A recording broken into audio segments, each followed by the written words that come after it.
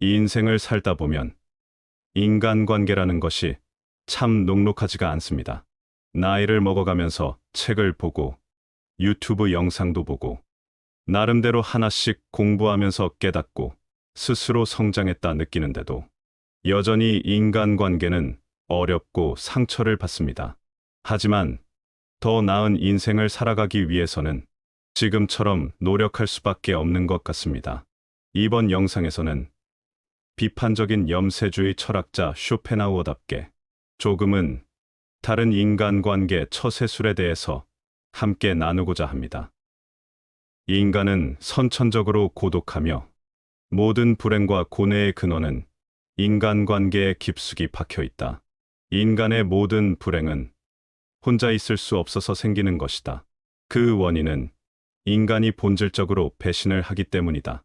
생존 본능에서 비롯된 자기 이익을 향한 인간의 이 원초적 특성은 인간관계라는 거대한 바다를 항해할 때 꽤나 주의가 필요하다. 인간은 자원이 부족할 때 서로 협력하기보다는 경쟁할 가능성이 더 높다는 것이 보편적인 개념이다. 그러니 굳이 다른 사람에게 친절하고 관대하지 마라.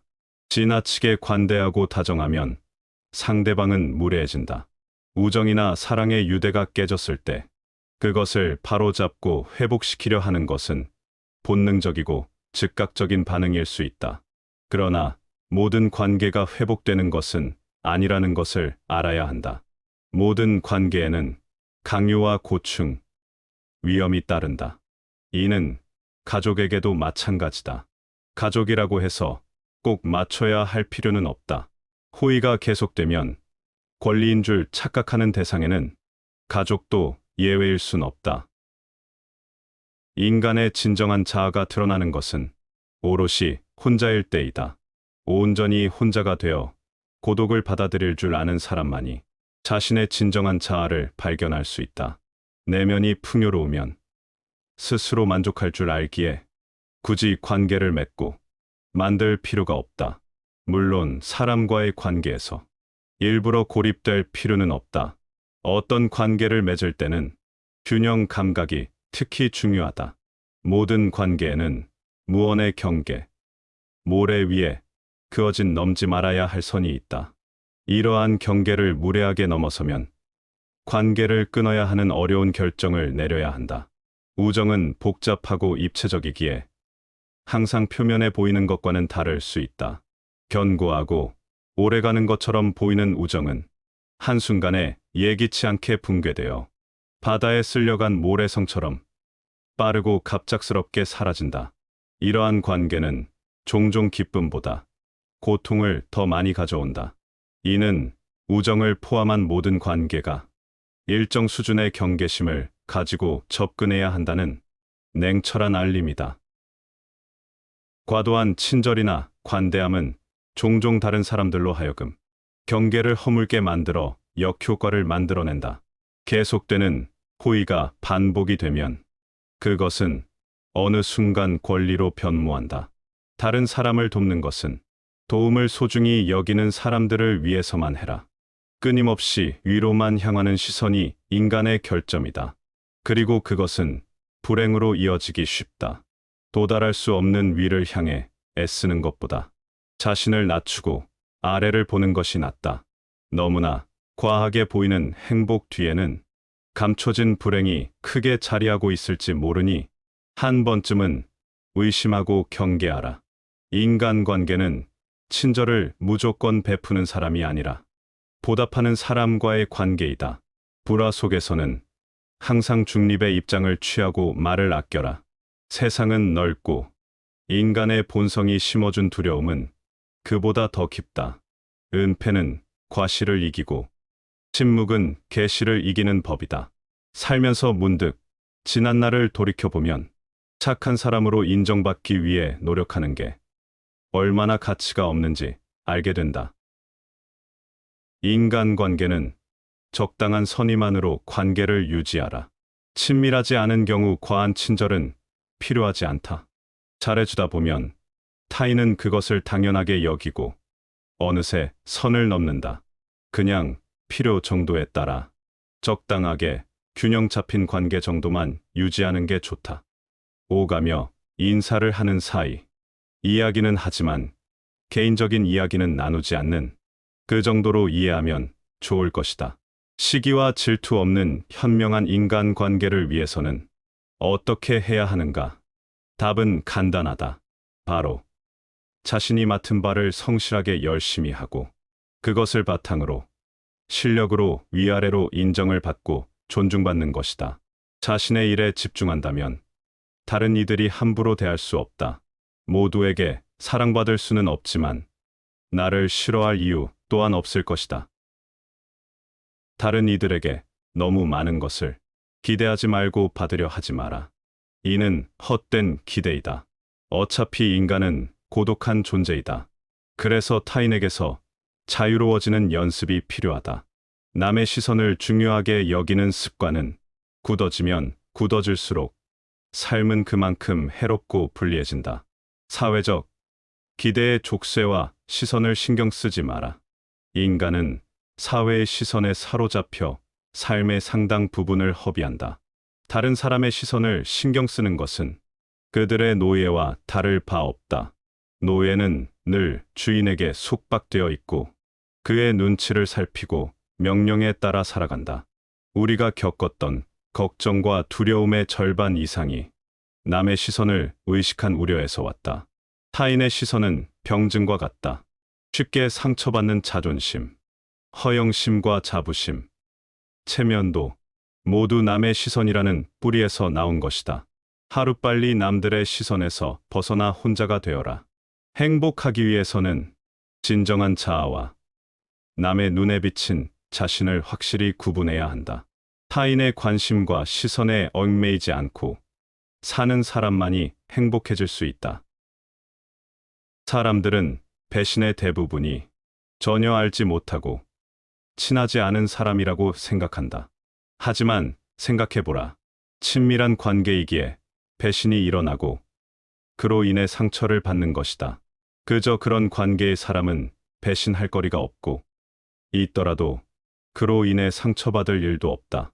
친밀한 관계에 대한 환상은 나를 안도감에 빠지게 하고 상대가 등 뒤에 숨기고 있는 발톱과 이빨을 알아채지 못하게 한다.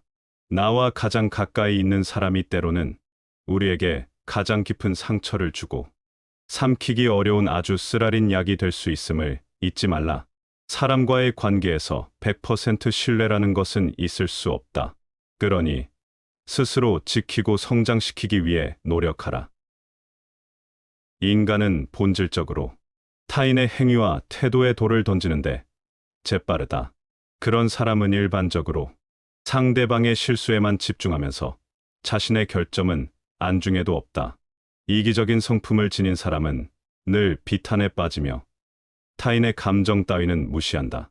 이러한 사람들이 던진 돌에 행여라도 분노하거나 실망하지 말라.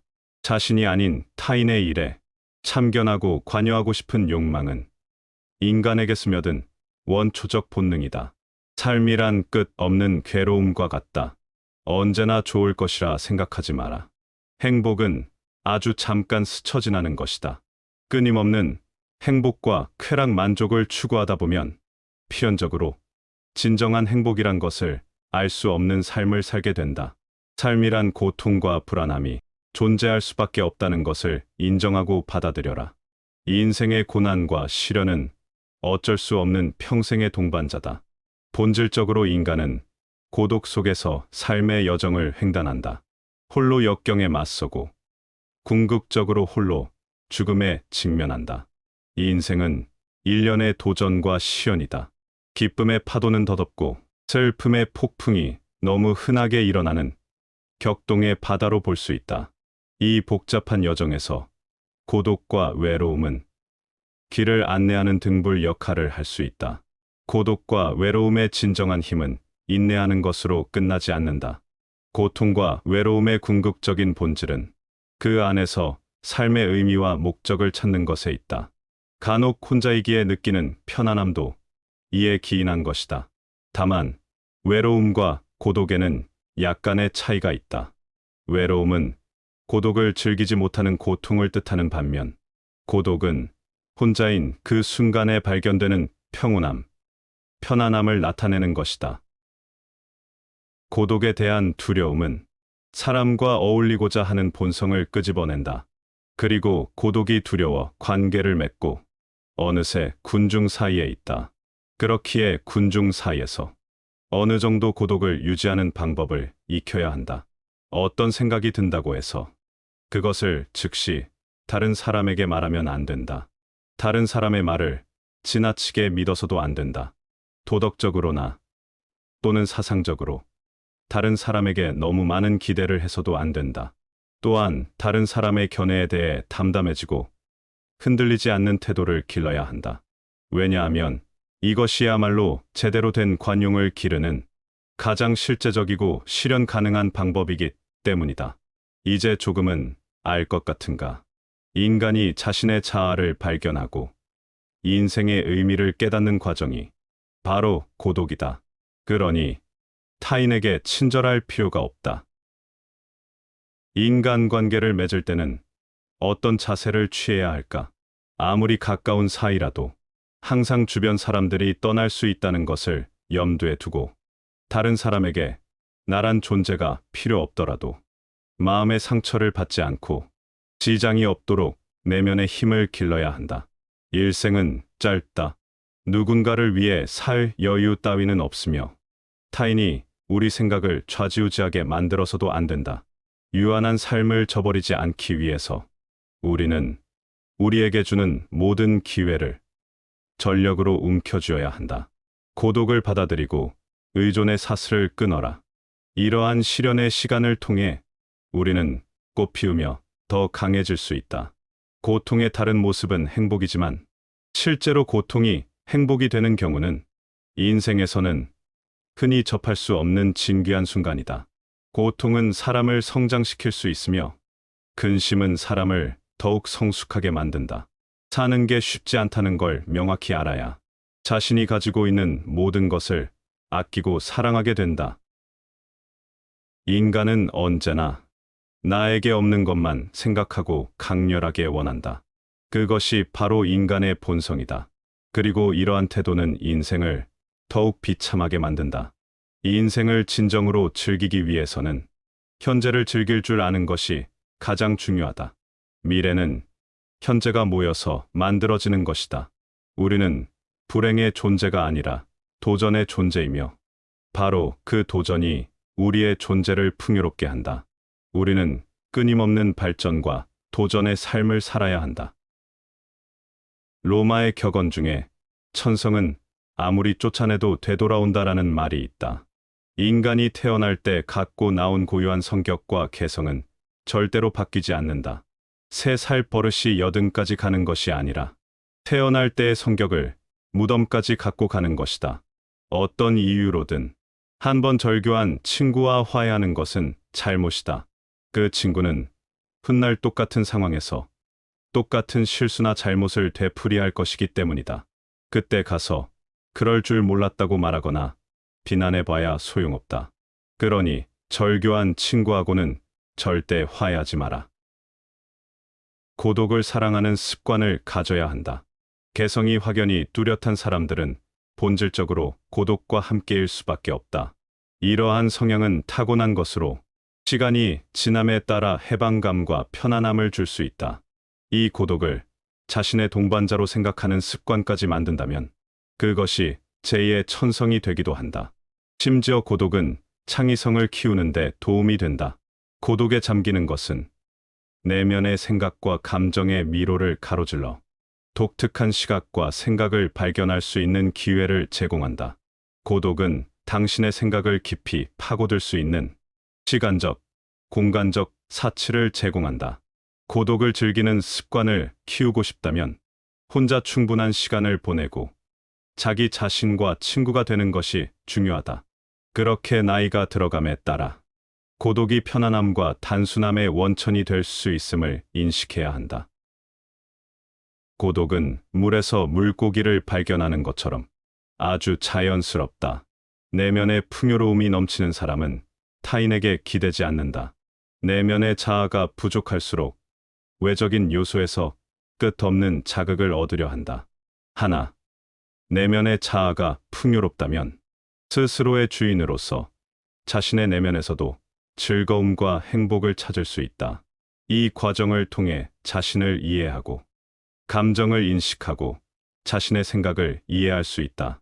그리고 외부와의 상호작용 시 보다 성공적이고 만족스러운 인생을 살아갈 수 있다. 우리는 간혹 인생에 대해 불평하지만 때로는 가장 큰 기회이자 선물이 될 수도 있다. 인간의 본성을 고려해보면 많은 사람들을 만나고 친구가 많을수록 더 많은 불만이 당신을 둘러싸는 것은 너무나도 당연하다. 쇼펜하우어가 이야기했던 내용들을 최대한 이해하기 쉽게 풀어서 전달하려 했는데 잘 되었는지 모르겠습니다. 30대 초 쇼펜하우어를 처음 알게 되었을 때가 생각납니다.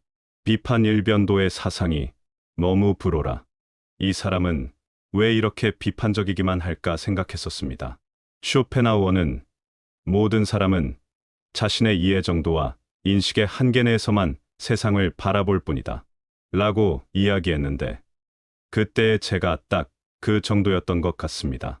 오히려 비판적인 염세주의자였기에 남들보다 조금 더 정확하고 날카롭게 세상과 인간관계에 대해 이야기할 수 있었던 것 같습니다.